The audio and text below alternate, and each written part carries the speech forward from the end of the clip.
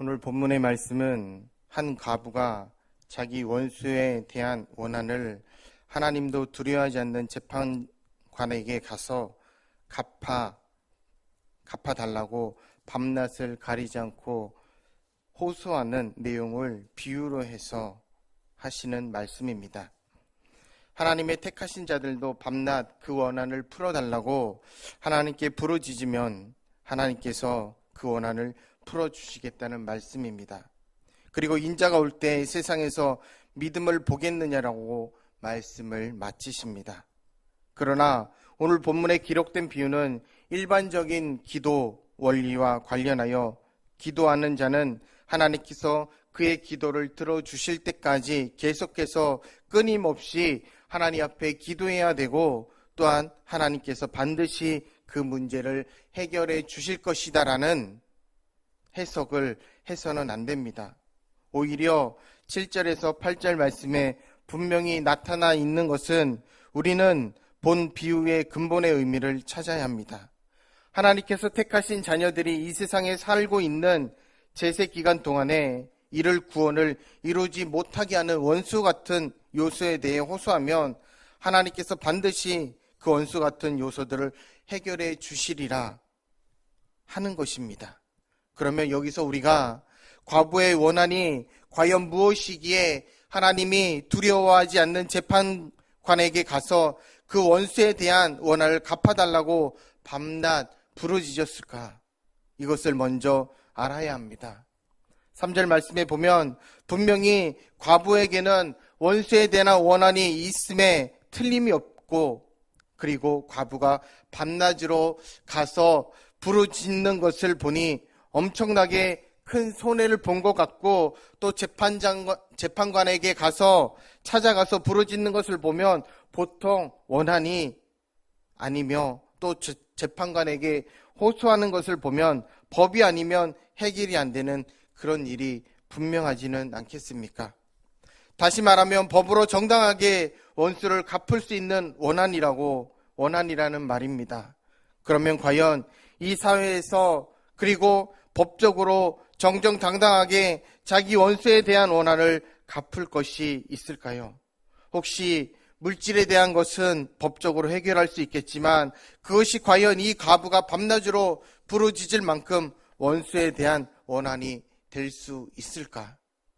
그리고 내 부모나 형제나 자녀를 해친 원수를 찾아가서 법적으로 징역을 살게 해달라고 해서 내 원한이 풀어지겠습니까? 또한 그를 내 손으로 죽인다고 해서 원한이 풀리겠습니까? 안 갚음은 했을지는 몰라도 그 원한은 풀리지가 않았을 것입니다. 오히려 법이 와서 나를 잡아갈 것이고, 그리고 원수를 갚는 것이 또 다른 원수를 낳을 수 있습니다. 그런데 오늘 본문의 말씀에서 이 과부의 경우는 원수에 대한 원한을 갚는 것이 정정당당하기 때문에 밤낮으로 법관에 찾아가서 부르짖는 것이었습니다. 그리고 과부가 밤낮으로 부르짖는다는 그 의미 속에는 자신이 죽기 전에 원수에 대한 원한만큼은 꼭 해결하고야 말겠다는 의지가 들어있을 것 같습니다. 뿐만 아니라 밤낮으로 부르짖는 것을 보니 시간이 없다는 뜻도 들어있고, 그러니까 이 과부에게 있어 죽기 전에 그 원수에 대한 원한을 꼭 법적으로 갚아야겠다는 것인데, 시간이 없다는 그 말입니다. 앞으로 나아가지 못하면 10년 믿으나, 또한 우리가 20년 믿으나 믿음은 제자리 걸음인 것입니다. 우리의 믿음은 끊임없이 하나님께 자라나야 하고, 믿음이 자라지 않는 것은 영적 안증뱅이입니다. 그러면 이 과부가 살아생전에 꼭 갚고야 말겠다고 하는 그 원한, 그 원통함은 과연 무엇일까요? 그 원한, 그리고 원통함이 사람에게 있는 것인가, 아니면 물질에게 있는 것이 아닌가? 도대체 이 과부의 원한이 무엇이기에 하나님을 두려워하지 않는 재판관에게 밤낮 부르짖었을까? 이 과부를 우리가 성도로 대치시켜보고 오늘 우리 성도님들의 원한이 무엇인지 살펴보았으면 합니다. 오늘 우리들에게 이 법으로 정정당당하게 풀어야 할 원수에 대한 원한이 있다면 이 원수는 누구이며 원한은 무엇일까요? 예수님께서는 내 원수를 사랑하라고, 그리고 내 이웃을 내 몸과 같이 사랑하라고 하셨으므로 우리에게는 사랑할 권리는 있는데 결코 원수에게 원한을 갚을 권리는 없다는 것입니다. 미워할 자는 혹 있겠지만 미워할 권리도 원수에 대한 원한을 갚은 권리는 우리에게 주지를 않으시고, 형제를 미워하는 자체가 살인죄와 같다 하셨고, 원수를 갚는 것은 하나님께 있다고 말씀하셨습니다. 그러므로 우리는 나의 원한 관계와 나의 원수를 남에게서 찾을 것이 아니라 나에게서, 자기에게서 찾아야 하는 것입니다. 그러면 도대체 무엇이 우리에게 막대한 손해를 주었으며, 그리고 성도의 우리에게 나 자신에게 무엇이 원수가 되는 것일까요? 자기에게 원수가 되는 것, 그리고 손해를 주고 원한이 될 만한 가슴 아픈 것이 도대체 어떤 것이 있으십니까? 무엇이 우리에게 막대한 손해를 주고 또 자기 자신에게 무엇이 원수가 되는 것일까? 먼저 성도로서 최고의 것을 찾아볼 필요가 있습니다. 성도인 내가 나를 성도되게 못하고, 신분은 분명히 예수 믿는 사람인데 성분적인 면에서 우리가 예수 그리스도답지 못하게 살아가고, 하나님의 은혜를 받지 못하고, 가져야 할 것을 가지지 못하고, 엄연히 예수 그리스도의 사람으로서 그 믿음이 자라야 하는데 그 믿음이 자라지 않았다면 예수님께서 인자가 올 때에 세상에 믿음을 보겠느냐라고 비유 끝에 말씀하셨으니, 성도로서 우리가 믿음을 자라지 못하게 하는 모든 것들이 원한이 되고 또한 가슴 아픈 일이기도 합니다.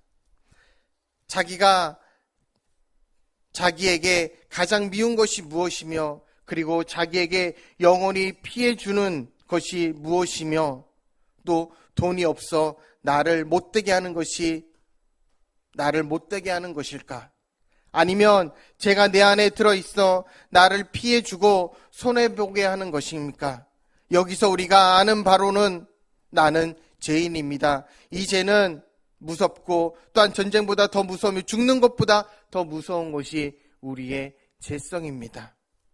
우리가 죄를 말할 때 일반적으로 도덕적으로 행동적인 죄가 있으며 양심적인 죄가 있습니다. 그리고 성경으로 들어가서 성경대로 하지 않은 죄도 있고, 성경이 하지 말라고 하는 것을 한 것도 죄이기 때문에 우리가 여기서 생각해 볼 것은, 우리가 이 모든 종별적인 죄가 생각나는 대로 반성하고 회개도 하는데, 또 죄를 짓는 이것은 무슨 까닭일까요? 그리고 같은 죄를 두세 번 반복해서 여전히 같은 죄를 지니 이것이 어찌 우리의 마음을 흔들리게 하고 또한 우리의 마음이 얼마나 아프겠습니까?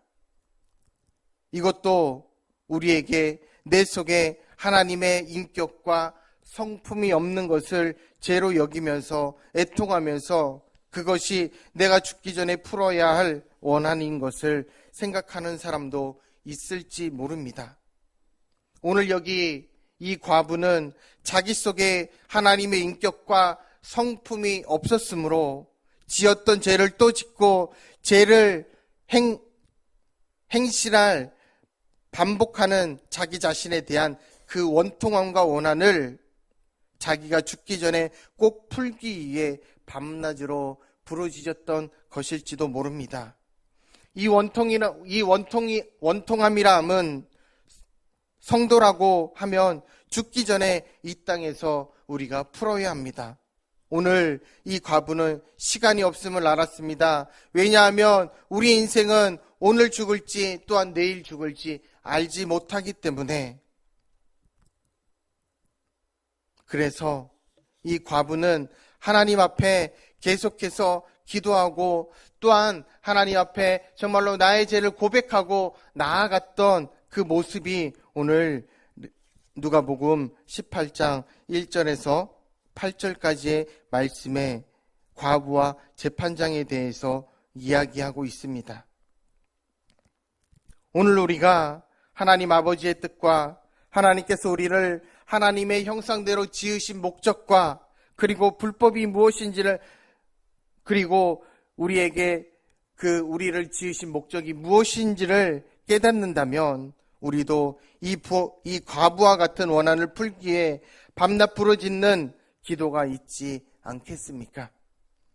우리도 천국에서 큰 자로 그리고 영광 돌릴 자로 우리가 천국에 들어가기 위해서는 그런 자로 들어가지 못하게 하는 내 마음에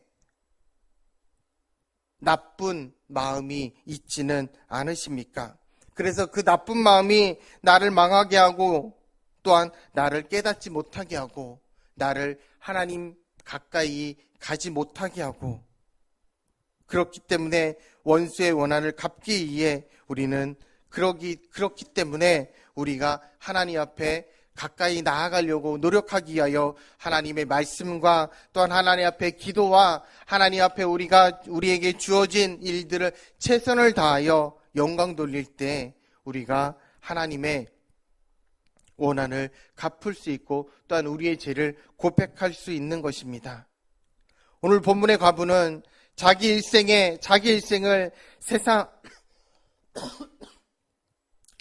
임시적인 행복과 누림성의 목적을 두지 않고 자기 원한을 세상에서 살고 있는 동안에 풀고 가려고 밤낮 부르짖었고 이 땅에서 풀고 갔다는 것입니다.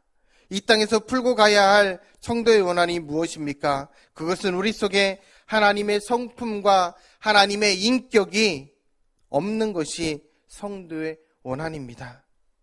그래서 이 땅에서 우리가 하나님의 성품과 하나님의 인격을 풀기 위해 우리들도 하나님 앞에 밤낮으로 또한 부르짖어야 합니다. 하나님 앞에 우리가 기도해야 됩니다. 그러기 위해서 우리는 온전히 하나님의 뜻이 무엇인지 우리의 삶 속에서 발견해야 되고 또한 우리가 생활하는 속에서 우리가 정말 하나님 앞에 기도하며 나아가는 자리에서 그 하나님을 우리가 찾고 또한 그 하나님 앞에 우리가 매일매일 우리의 죄를 고백해야 된다고 목사님께서도 말씀하시고 또한 오늘 또한 우리가 하나님 앞에 죄를 지으며 나아갈 때 우리에게 원한이 되는 것이 있다면 우리가 하나님 앞에 기도가 되지 않기 때문에 하나님 앞에 우리의 죄를 매일매일 고백하고 살아가실 수 있는 우리 믿음의 성도님들이 되시기 바랍니다. 우리 성도님들은 이 세상에서 임시 세상의 것에 대해서는 구하지 못하는 한이 있더라도 잠깐 동안 있는 이 나그네의 생활에서 하나님의 성품과 인격으로 충만히 채우려고 우리는 반드시 몸부림쳐야 한다는 것입니다. 우리도 시간이 없을 수 있습니다. 이 과부처럼 우리에게도 시간이 없을 수 있습니다. 우리는 오늘 죽을지 내일 죽을지 또한 한 치 앞도 내다보지 못하는 미련 우리의 인간의 모습입니다. 그렇기 때문에 우리 또한 하나님께서 언제 우리를 불러가실지 모르기 때문에 하나님 앞에 주님이 우리에게 가르쳐 주셨듯이 하나님 앞에 우리가 고백하고 나아가고 또한 그 고백을 통하여 하나님의 사랑과 하나님의 은혜, 하나님의 축복, 하나님의 감사가 넘쳐나시길 바랍니다.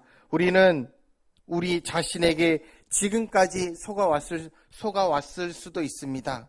신앙과 믿음을 사기당해왔을 수도 있습니다. 무엇이 진실인지 또한 무엇이 거짓인지 조차도 모르고 10년, 20년 신앙생활을 해왔을 수도 있습니다. 오늘 이것을 우리가 깨달아야 과부의 기도가 우리의 입술을 통해 또한 나올 수 있을 것입니다. 이것이 올바른 예수 그리스도를 믿는 성도의 삶이고 이것을 떠나서 구하는 하나님 앞에 구하는 기도는 잘못된 기도일 수도 있습니다. 마치 하나님 앞에 우리가 제대로 믿음의 신앙을 지키지 않았음에도 불구하고, 하나님께서 우리에게 주신 직분을 잘 감당하지 못했음에도 불구하고, 우리가 하나님 앞에 기도하면은 나의 기도는 들어주실 것이다라고 하나님 앞에 믿는 그 마음, 또한 예배에 주일 성수를 잘하지 못했음에도 불구하고, 또한 우리가 하나님 앞에 마음껏 부르짖지 못했음에도 불구하고 하나님 앞에 우리가 하나님을 찾고 있다면, 이 과부처럼 우리가 진실되게 하나님 앞에 부르짖을 수 있는, 하나님의 이름을 높일 수 있는, 예수 그리스도의 이름에 감사할 수 있는 우리 성도님들이 되어야 하지는 않겠습니까?